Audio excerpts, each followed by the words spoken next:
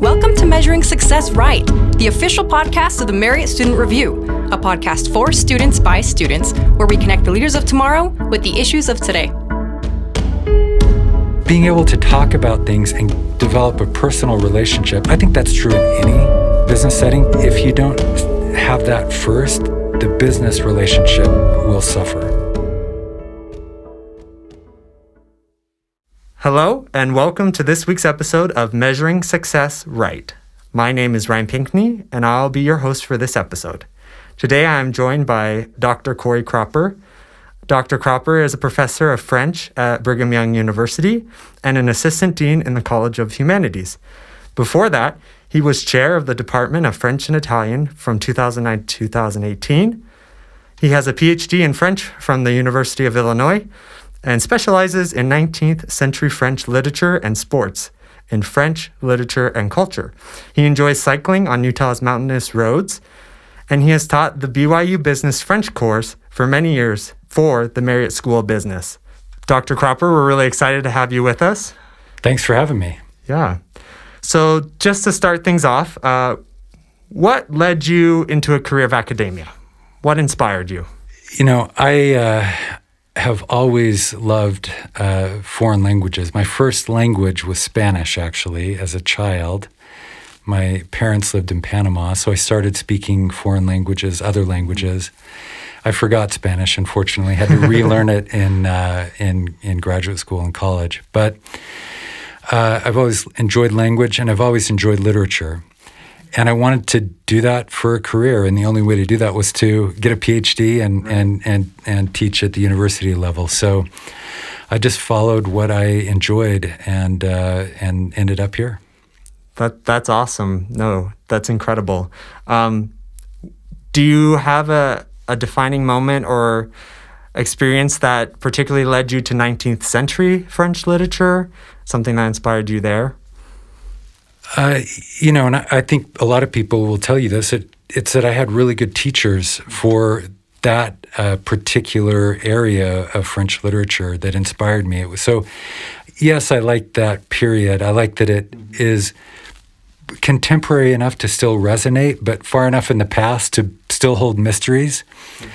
But when I look back on the choice to go into that field, it was because my professor at the University of Illinois and a professor I had as an undergraduate too did 19th century literature and really made that come alive for me. And so I wanted to continue in that area. That's awesome. And you attended Brigham Young University for your undergrad, correct? Yeah, that's right. I was here and then went to the University of Illinois for a master's and PhD. Yeah. So was there something that drew you back to come teach at BYU? Was there a defining factor there? I had a couple other offers, but this was the most intriguing. And I will confess. Can I confess absolutely. My foibles here? When I left as an undergraduate, I liked BYU, but I didn't have an intention of coming back. Mm-hmm. But the people here are phenomenal to work with. And when the job offer came, I was a little hesitant, but I came back, and I've really enjoyed it. It's been a great experience being in Utah. And when I started to bike and appreciate the mountains around here and just what's around Provo, then I definitely was hooked and have enjoyed being here ever since. No, yeah, I'm from the East Coast, and the mountains definitely they can hook you for sure. They're beautiful. Well, that's awesome. And so you've been teaching the French business course for several years now, and we kind of wanted to explore that a little bit and get into that. To start, what cultural differences do you see between the French business environment and the U.S.? That's a great question. And that's something that we focus on in the business French course that I team teach at. My colleague is a French native. And so our approach to teaching, for example, is different. And that's culturally based. He tends to prefer the conventional French method of lecturing. He likes PowerPoints, and he presents. And when I teach, it's much more interactive. And not that he's not interactive, but I focus on group work and students being involved in in speaking and practicing the language quite a bit. And just in that, one thing I like about team teaching is that the students can see a cultural difference there.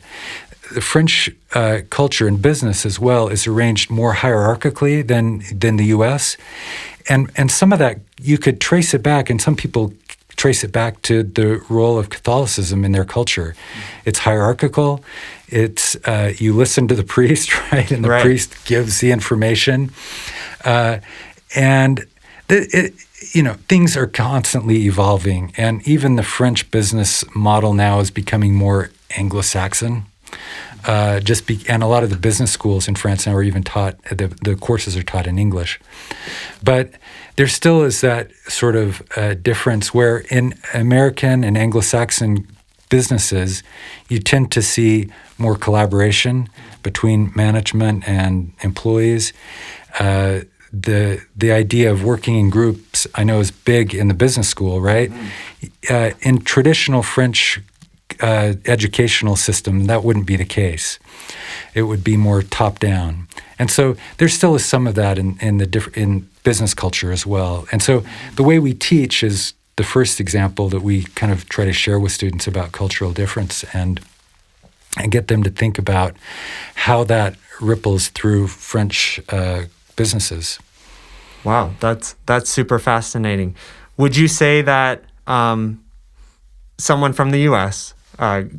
Wanting to collaborate with, a French business or something of the sort, what would you say is the most important thing for them to keep in mind when trying to, collaborate with someone who has this different cultural understanding? What would you say?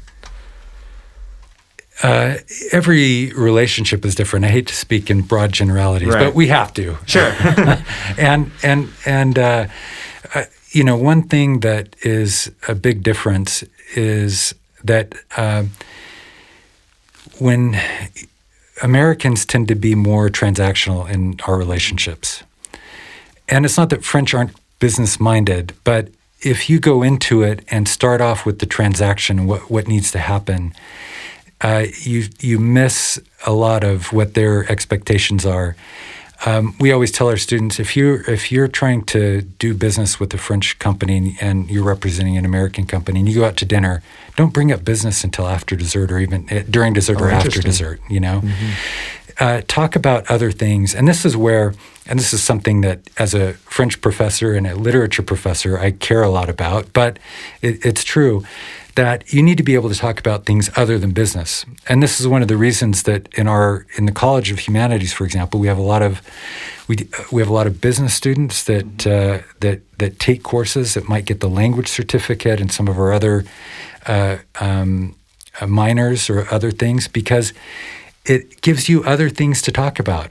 If you can talk to someone from a foreign culture about literature, if you can talk to them about politics.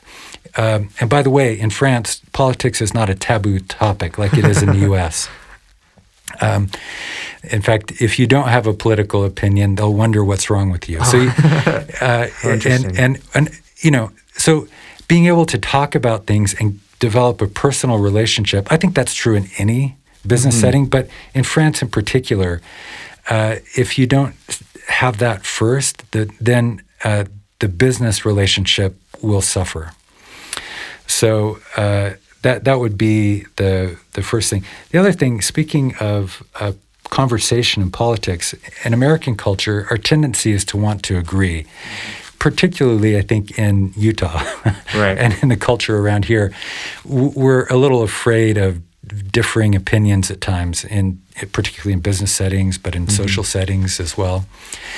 And this goes back to the 16th century. There's a famous essay by Michel de Montaigne on conversation.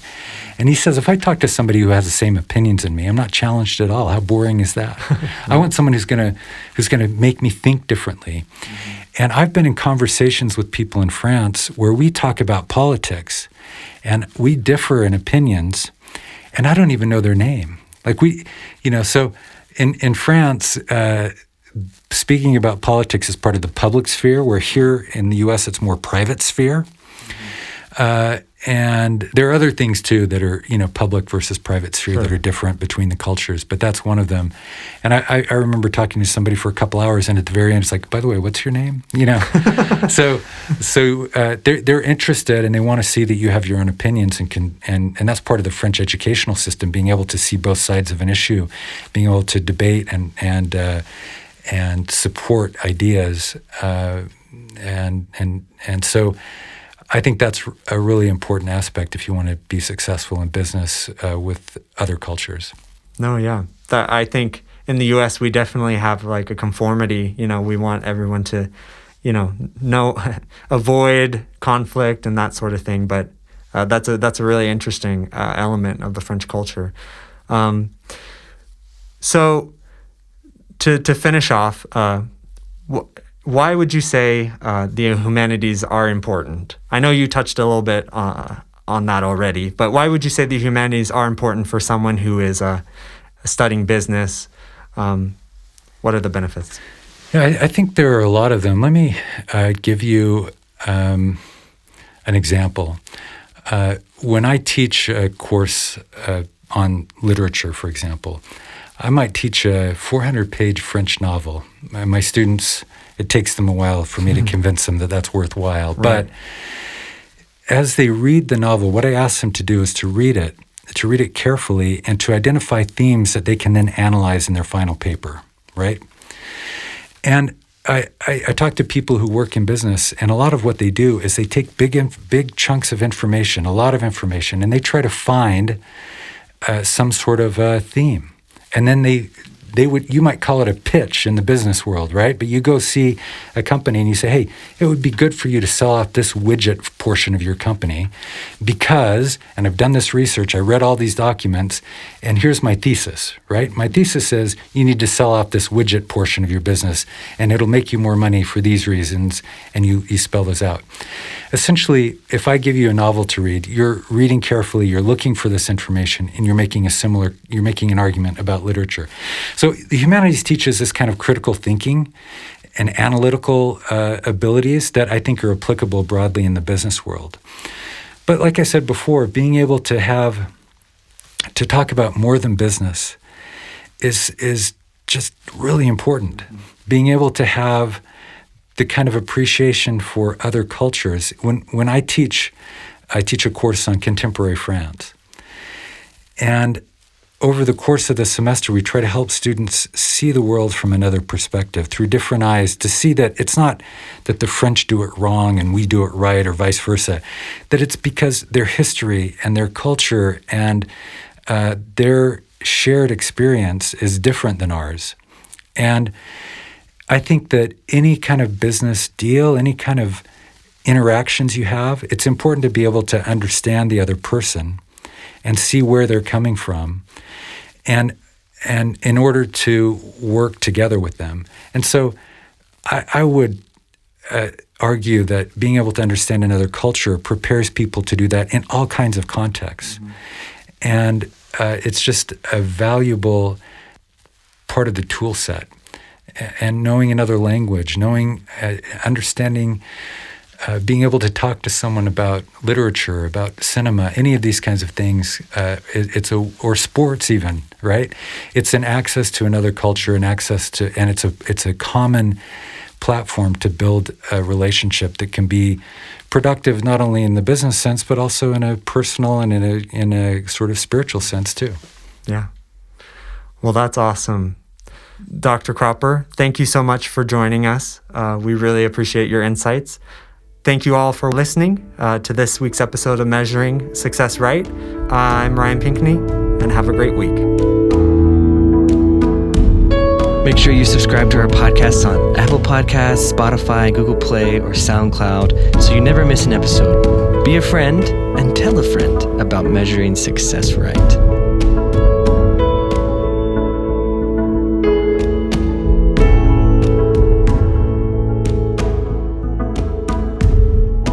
This podcast is a project of the Marriott Student Review at Brigham Young University. You can find us on Instagram, Twitter, and Facebook at Marriott Student Review, or online at marriottstudentreview.org.